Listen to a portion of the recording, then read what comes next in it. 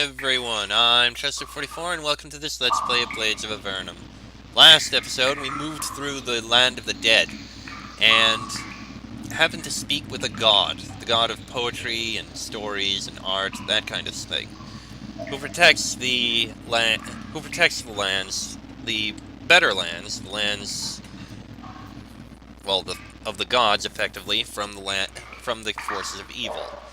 And of course, that is where we have to go. He gave us a cloak that would help protect us after hearing our story, so let's go down. We have no other way to go. The moment you step through the portal, you enter a blasted, dead landscape. Nothing grows here. The ground itself looks charred, blackened, obliterated. Phaedra whistles. To the north, you see a Slith trying to push a large boulder up a hill. He looks exhausted. He must have been doing this for a long time. To the northeast, you see a Slith standing on water, liquid water, but not sinking in it. He reaches down hopelessly for the water, but he cannot break the surface. To the southeast, you see a Slith chained to a wheel of fire. These must be the torments of the damned. Perhaps one of them could tell you where you are likely to find Laguerre's spirit. You can also see two portals, one to the north and one to the southwest, from which it may be possible to leave this place. So that's Sisyphus. I don't know the other two, but I know this one. Sisyphos. Har har. How subtle. This Slith here stands before several large rocks, one of which appears movable. He is examining the hill as if searching for the best route up it. You notice that his small, frail body shakes slightly. He is hardly strong enough to push this boulder at all, much less all of the way up the hill, and his body trembles from exertion and he sweats profusely, as if he has already done considerable work. He sees you approach and eyes your strong muscles carefully. How did you end up here?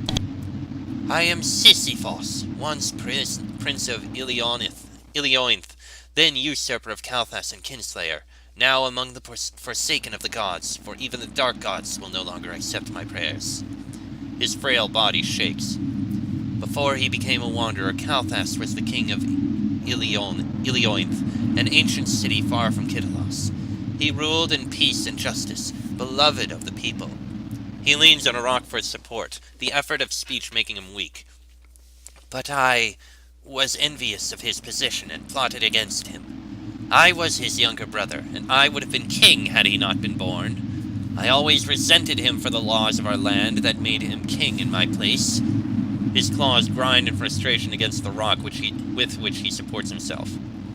I, departing from Iliointh and journeying far away, discovered the secrets of the dark gods. I found the cult of Nathaganth. What happened next?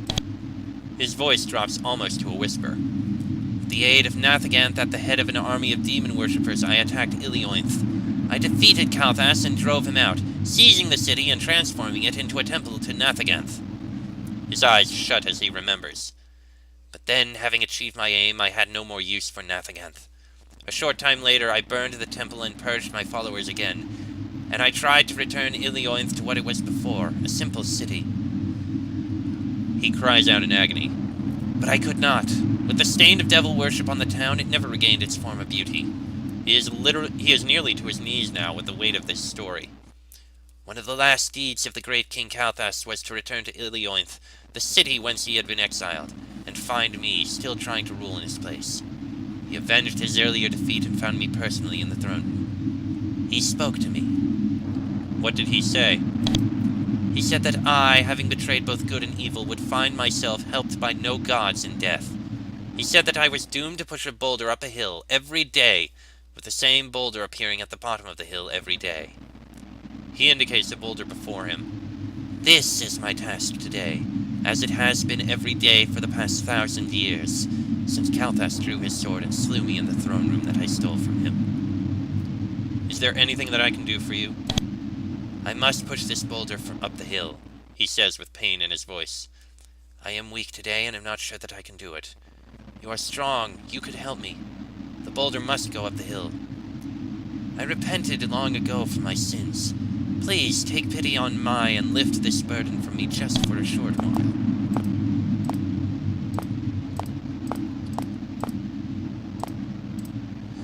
Sisyphos shouts from below. I think you're trapped. You've cornered yourself into a place where you can't get good leverage without losing control of the rock.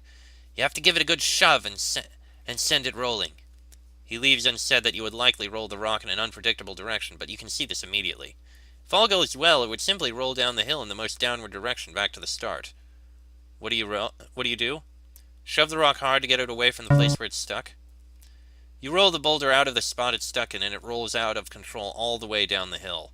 Somehow, amazingly, it managed to land in the same spot where it started. Okay, I see.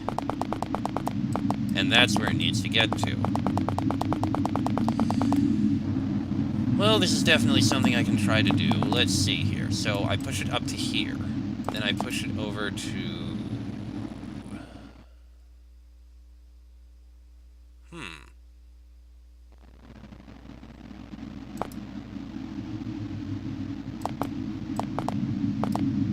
Oh, no, wait, I can push it this way. Alright, I see. I see part of this.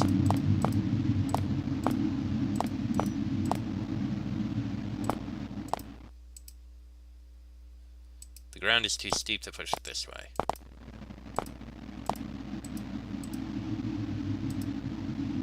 The ground is too steep? Really? Ah.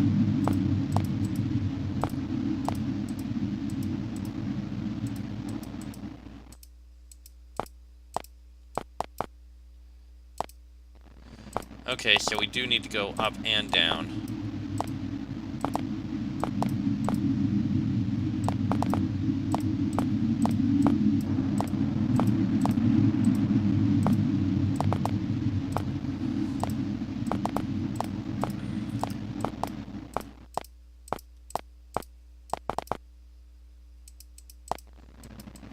Ah, crap.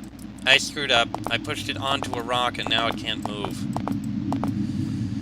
Alright, I gotta reload. Hold on. Alright, let's try this again. So I push that there.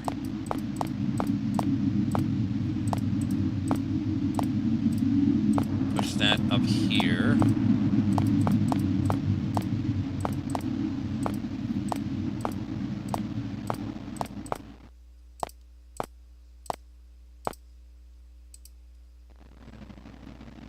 Rock prevents you from pushing the boulder this way.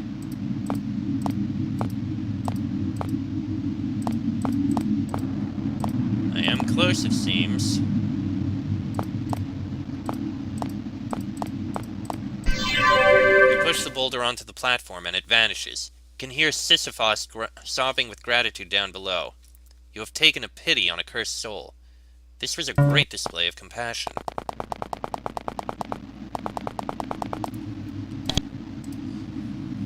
Okay, is there anything I can do for you?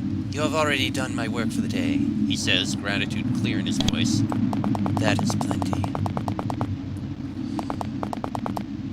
I'm not going to go into any of the portals. The hell is that? Oh, grapes? This slit stands on the water, not sinking, as if the water were hard as dirt. It is plain water, though. When you touch it, your hand passes right through the surface and becomes wet. When he reaches down to do the same, his hand's in a shape to cup the water to bring it to his lips to drink, though. His hand cannot pass through the surface. He beats his fist against the surface to no effect. There is a small bunch of grapes floating on the water's surface in front of him, but when he reaches for it, it is just out of his reach. He steps forward, drawing no closer to the water's edge, and the grapes are still just out of reach. Sighing, he gives up, only to try again after a few minutes. Who are you? He looks up at you with mournful eyes, and his story comes spilling from his lips in the classical tongue. I am Thantalos, king of Kitalos, lord of the great cave, most blighted and unfortunate man ever to have lived. I was the lord of the richest cave, ruling in power for decades, but never respecting the great and ancient gods of the slips. When sacrifice time came, others offered their lizard beasts and their crops, but I offered none. With agonized tones he continues. Thus came to my kingdom retribution. Kalthas, most blessed and beloved of the gods, came as a wanderer to be a guest at my hall. I offered him blasphemous meat taken from executed slips. He discovered my trick and denounced me to my people and to the gods, and my reign ended. I, justly forsaken by the gods, was overthrown and slain, and as I lay dying, Calthas pronounced my doom. I was always to hunger, but never to be sated. He indicates the water and the grapes near him. And this is how I have come to thirst in the middle of water, but be unable to drink, and to hunger with food in front of me, but be unable to eat. O gods, why did I curse you before? Is there anything I can do to help? Thantalos looks at you with new eyes. Perhaps you could run your hands across the surface of the water, creating waves that would push the grapes in my direction. You nod and attempt to do so. It seems to be working. The grapes drift slightly closer to him, riding the waves, and they are within his reach, and he reaches for them. But then a wave reaches his feet and he trips. Falling onto the hard water, he misses the grapes, and clutching at them from lying flat on the ground, he cannot reach them. He scrambles forward, struggling, but he cannot reach them. Finally, he sighs and stands up, resigned. Thank you for your efforts, but I am fated to go hungry for all eternity. There is nothing that anyone can do. You have shown kindness on a blighted soul, though. For that, I thank you. I'm tempted to save, wow, that sucks, but I'm going to save first. Alright, let's see what happens if we say, wow, that sucks. Thanatos cries out in frustrated agony again, raising his claws, open and outstretched, up to the gods for mercy. Although no mercy is forthcoming. Okay. That's obviously another reference, but I don't know the, reference. I know some mythology, but I don't know all mythology. Well, there is magma down there. And there's something in the middle.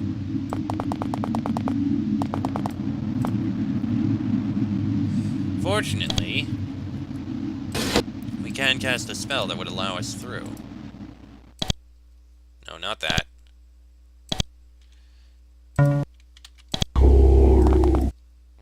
What's this? This Slith is bound to a fiery wheel spinning in the midst of flames, and his claws clenched tightly with the pain. You see the flames lick at his feet, and then his head, then his chest. Then they char the scales on his chest, which soon heal, only to be charred again. There is no rhythm. The wheel spins faster, and then slower, and then faster again. The shifting pain gives him no possibility for solace, no way of adjusting, no contortion that will save his body from harm. He is being tortured constantly for all eternity. Who are you? Gritting his teeth, he forces out the words of the classical tongue.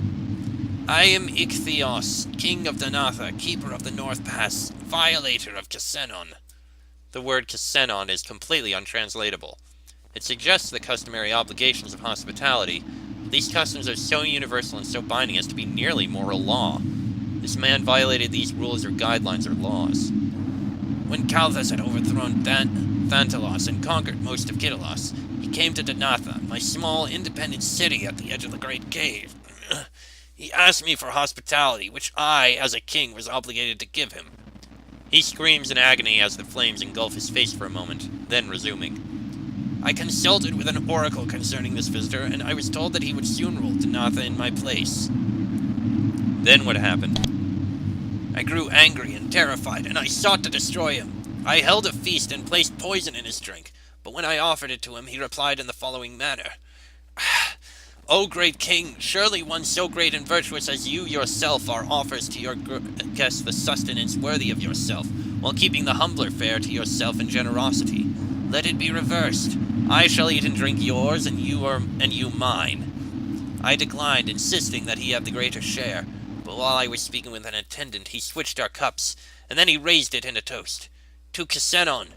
Together we drank, and I imbibed the poison meant for him. He gasps with burning pain. As I sank to the floor, dying, bespoke he my fate. Having violated the laws of hospitality, O evil king, you will be chained to fire, traveling always but never finding solace, only more and more pain in your journey. Can I help you in any way? You may be able to. The chain you can see on the other side of the fire is the chain that moves the wheel that carries me. If you could stop it, I might at last be able to find peace. Try to stop the wheel. You try to stop the wheel from moving, but you do not have the strength. You grab it repeatedly and try to shove it, but nothing works. You grab a clod of dirt and try to stuff it in the mechanism, but it just tears through the dirt and sprays it out. You turn to Ichthyos, and he seems to acknowledge that you can do nothing. It is useless. Do not worry. You have attempted to show pity upon a damned soul. That alone eases my suffering. But one cannot defeat fate. That does sound like something that would have been from another piece of mythology, but I don't know what. There's the other portal. So we have 2 portals here. Well, that has happened. I'm gonna save and then try this portal here. Alright, so this is called the first level. You begin to depart from this level, filled with the tortures of the damned, but then you hear a soft, sweet, sibilant voice. You have attempted to ease the suffering of the tormented. You have shown mercy and compassion in a place where none exists. For this you shall be rewarded. The voice begins explaining in careful, simple terms how to cast a powerful spell that blocks out a small area from magical interference for a brief while. A level of anti-magic field. Hold on, I'm going to reload the other side out of curiosity. So what does the other portal up here do then? Does it give the same thing? Looks like it's the same thing. You teleport onto a small island in the midst of lava. Towering over you is an enormous castle, a monstrous growth perched on the ledge just above your head like some bird of prey ready to strike. Between you and this castle are a few unpleasant-looking living balls of fire. The other one actually sent us to a battlefield. This is the 3rd level. Hold on. What was the other one? The other was the 2nd.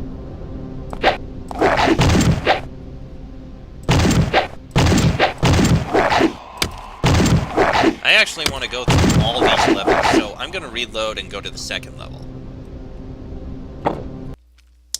Alright, let's take a look at the 2nd level then. And again, a level of anti-magic field. Let me just put this down. Where was it? Where was it? Not ever going to use it, but... A battlefield. Those who fought in life continue to fight in death.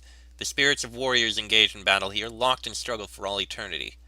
There appears to be a force that is hostile to you, based to the west, and one that is friendly, based to the north. It might not be a bad idea to speak to the leaders in the north. Yeah, we'll head that way.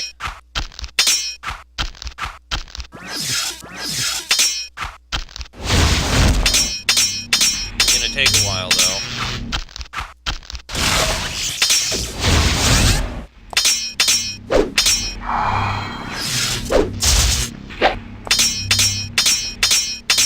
So I wonder if there's gonna be 9 total circles here. Ah, crap. Did it just crack? No, it didn't. Okay.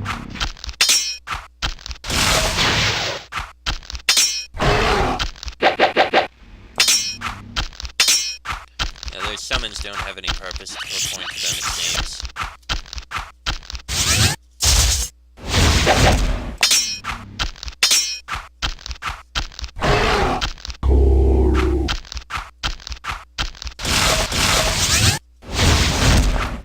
Yeah, this is gonna take a while to get started.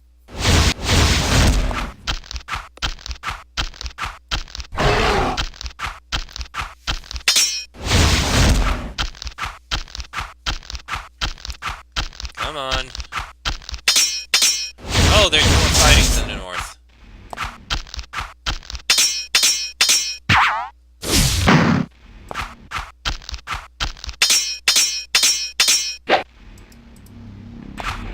That's a hostile warrior.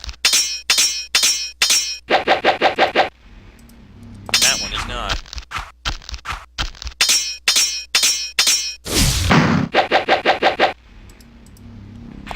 That one's an ally, it seems.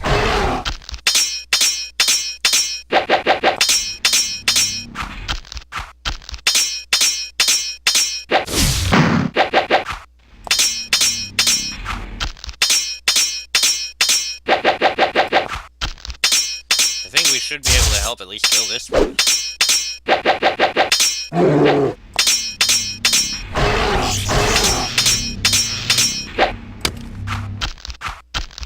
Hey, the extra hits will help out. I'm content with doing that. Hey, there we we go. Killed one. And we can grab a haste potion, so that's something. That one's hostile, too.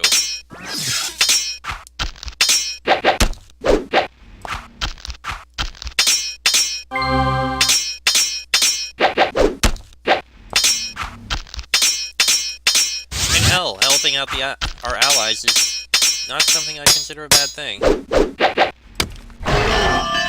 Just like that. And hey, we get experience.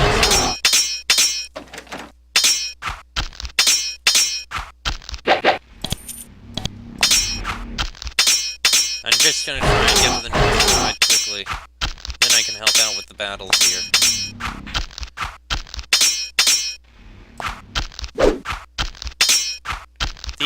It is obviously going to be the multiple levels of hell.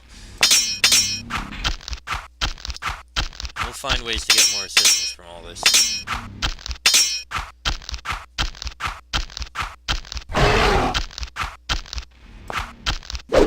Ooh.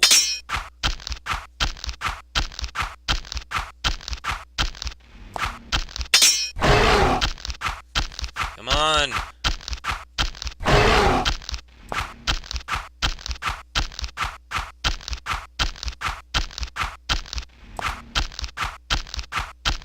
Bloody hell, that's a lot of spears being thrown out.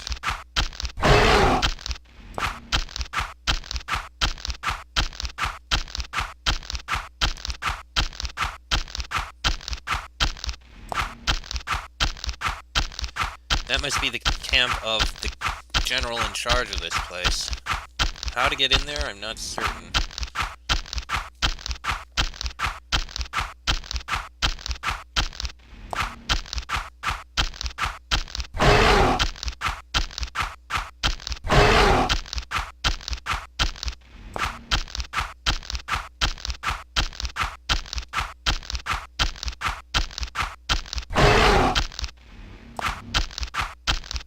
Is that one an ally or an enemy? Because if it's an enemy, we gotta fight it.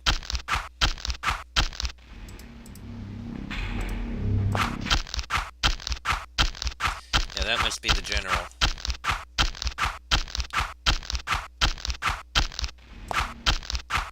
Or some of the generals.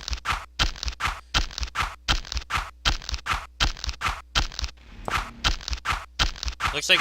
no, I don't know. There may be a way out in the back.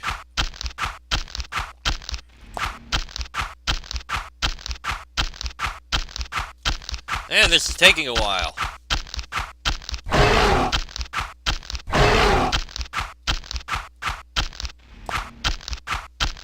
Alright, let's just cast the spell and get rid of that.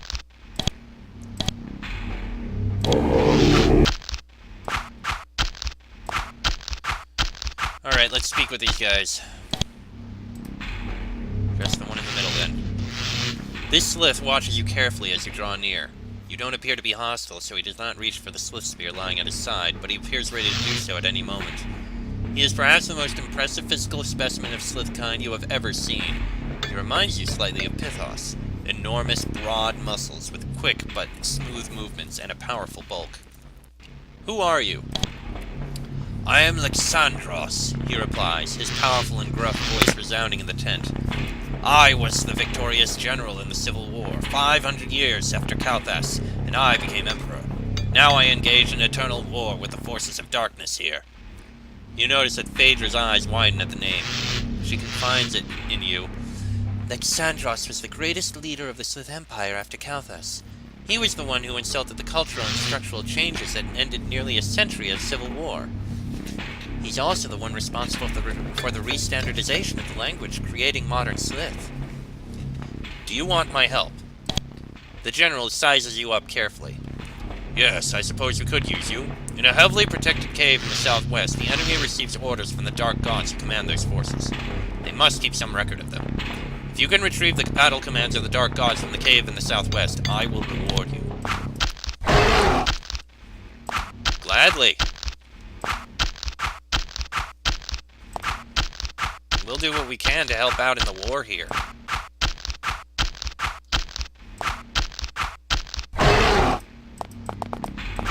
Looks like they killed a lot here.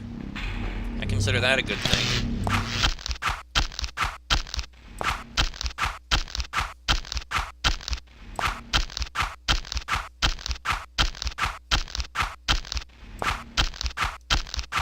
So over in the southwest is where we need to get to.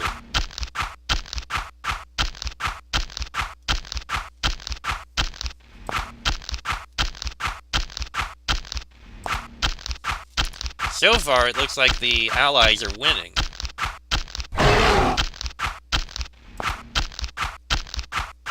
Of course, that's because we're on the side of our allies.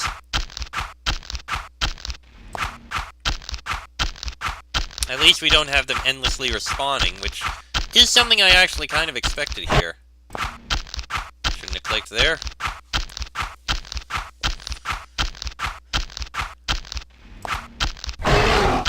That looked like an enemy. Or an ally died there. Which is not as pleasant.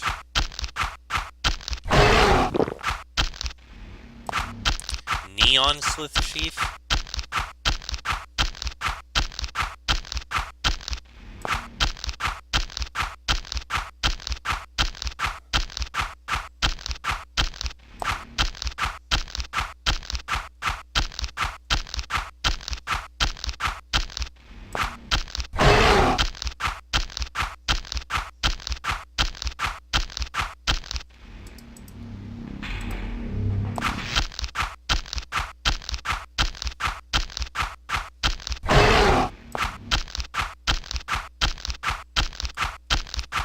Slowly we move through the battlefield. Sure, it might not be the best situation right here. And it may be slow and not that interesting, but hey, it's happening, it's progress.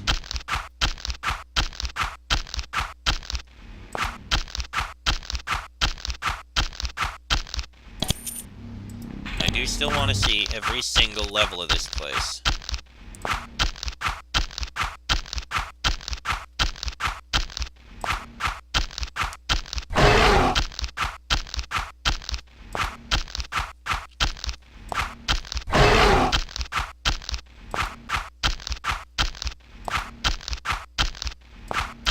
It looks like the battle on the bottom managed to work out in our favor.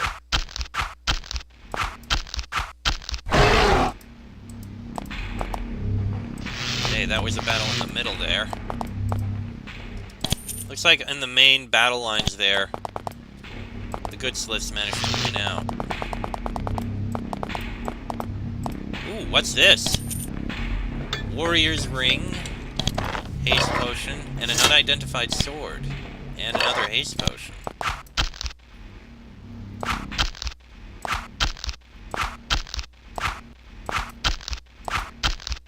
Looks like a Slith warrior is dying.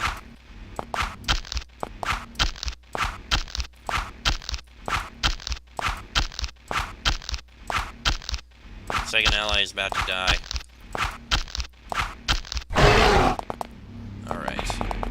So we've explored everything on this half. We didn't get as much experience as we could have gotten. But still, they pushed through a lot of lines, and that saved us a lot of effort. I'm going to see if I can finish this in this episode. The episode may go on a little bit long because of it, but we'll try. Alright, let's see how close we can get here.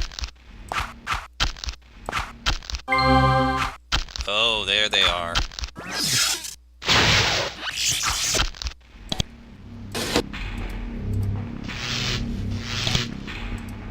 Major haste. Alright, we gotta get in there now.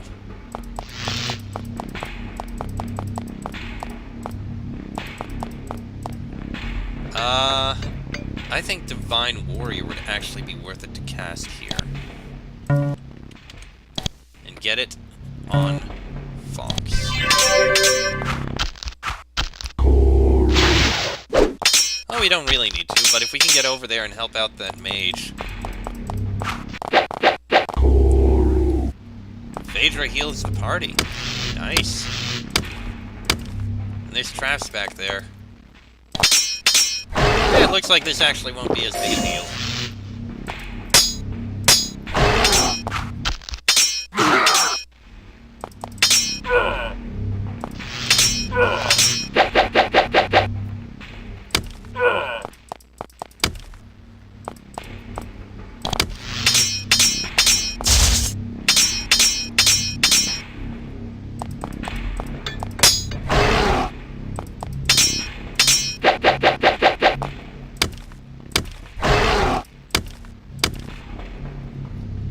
Nothing. Favor.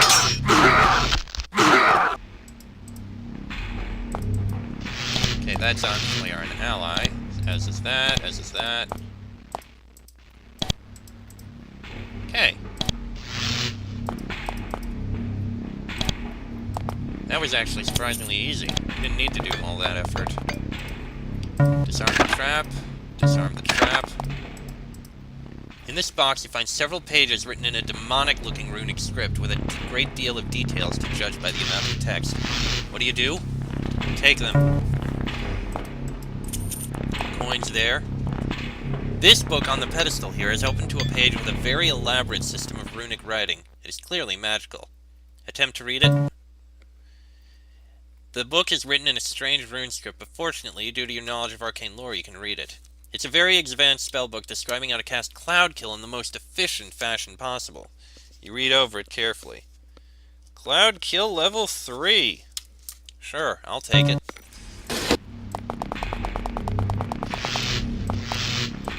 We made so much progress here. In fact, it looks like everything's dead. That's a portal out, so that was good. We did well. We didn't even need to waste the energy. I got those plans that you wanted, Lexandros. Excellent, Lexandros says. You hand them over to him. He studies them for a moment, and then he gives you in exchange some very sturdy boots. No idea what the boots are, can't get them identified. So it looks like the only way we can go now is further down. But we are going to do that in the next episode, because this one's gone on long enough. 2 floors down, I don't know how many to go. But that was interesting. We didn't get as much experience here because I didn't join in the fighting, but you know what? I'm fine with that. I don't want to expend too much energy because we're going to need to use a lot of... Well, yeah. A lot of healing and a lot of spell energy is going to be used. But we managed to make progress. So, next episode we'll move on to the 3rd floor. Till then, I'm Chester44, that is Fox, Sheik, Bonnie, and Draco. This has been a Blades of Avernum Let's Play, and I shall see you all next time.